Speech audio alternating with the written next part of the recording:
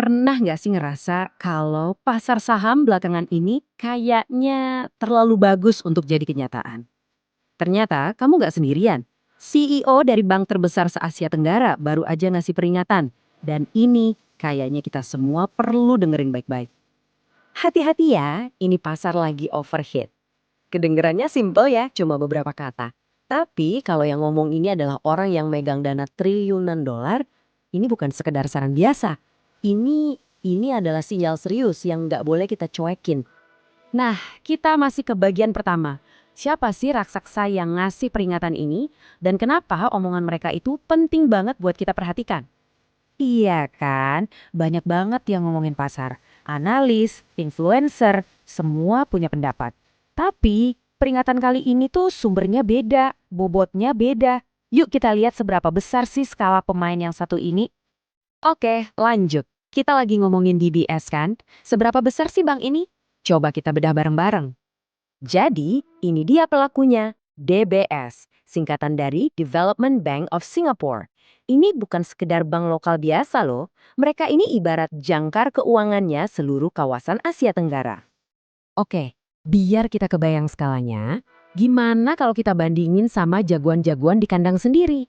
Kayak BRI atau BCA gitu. Sejauh apa bedanya?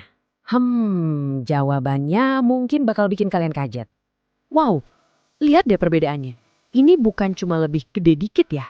Aset DBS itu 4 sampai 5 kali lipat lebih besar. Mereka ini main di liga yang bener-bener beda dari bank-bank raksasa yang kita kenal di sini. 8.000 triliun rupiah. Coba bayangin deh, angka nolnya aja udah bikin pusing. Dengan dana kelolaan segede itu, ya jelas aja. Pas DBS bilang ada yang aneh di pasar, semua orang, dari investor retail kayak kita sampai pemain kakap global, pasti langsung diem dan dengerin. Dan kekuatan mereka itu bukan cuma soal ukuran ya, tapi karena fokus mereka ada di wealth management dan korporasi-korporasi raksasa. Nah ini yang ngasih mereka mata elang buat ngeliat pergerakan triliunan dolar di seluruh dunia. Mereka punya datanya, mereka lihat polanya. Oke, kita udah tahu siapa yang ngomong dan kenapa kita harus dengerin. Sekarang kita masuk ke pertanyaan utamanya. Kenapa sih CEO-nya bilang pasar lagi overheat? Ada apa sebenarnya? Analogi dari DBS ini simple banget tapi jujur agak serem. Gini, bayangin semua orang naruh uangnya di satu keranjang yang isinya sama semua. Apa yang terjadi kalau keranjang itu jatuh? Ya, semua isinya pecah barengan. Nah, ini dia isi keranjang yang dimaksud. Amazon, Apple, Microsoft, Alphabet, Meta, Nvidia, Tesla. Triliunan dolar itu numpuknya ya di sini-sini aja. Jadi kebayangkan kalau salah satu dari mereka kesandung, risikonya ya seluruh pasar bisa ikut goyang. Jadi ada dua masalah besar di sini. Pertama, pasar itu terlalu terkonsentrasi di segelintir saham aja. Kedua, akibatnya pasar jadi super reaktif. Ada berita kecil soal suku bunga atau geopolitik dikit aja, wah pasar bisa langsung disko nggak karuan. Dan ternyata yang mikir begini bukan cuma di BS loh. Di sisi lain dunia, CEO-nya Morgan Stanley juga bilang hal yang mirip-mirip.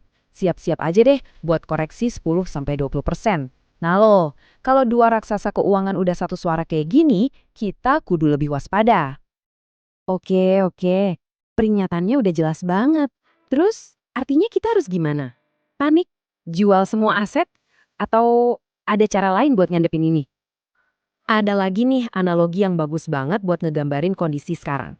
Bayangin aja, pasar saham itu kayak balon yang ditiup terus-terusan. Kata sumbernya, balonnya sudah kembung banget. Artinya apa? Udah kenceng, udah tipis, dan rapuh banget. Kena senggol dikit aja bisa meletus. Nah, ini nih poin pentingnya. Kita jangan ngelihat koreksi itu sebagai kiamat. Justru sebaliknya, anggap aja koreksi itu kayak kompres dingin buat pasar yang lagi demam tinggi. Ini tuh perlu biar pasarnya sehat lagi, biar waras lagi. Jadi intinya bukan buat nakut-nakutin terus kita lari, bukan. Pesannya itu simpel, waspada, jangan lengah. Karena bahaya yang sebenarnya itu bukan pas koreksinya terjadi, tapi pas kita nggak siap waktu balonnya tiba-tiba meletus. Oke, sebagai penutup kita renungkan ini bareng-bareng ya.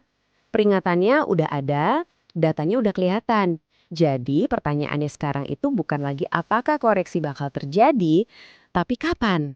Dan yang lebih penting lagi, apa kita udah siap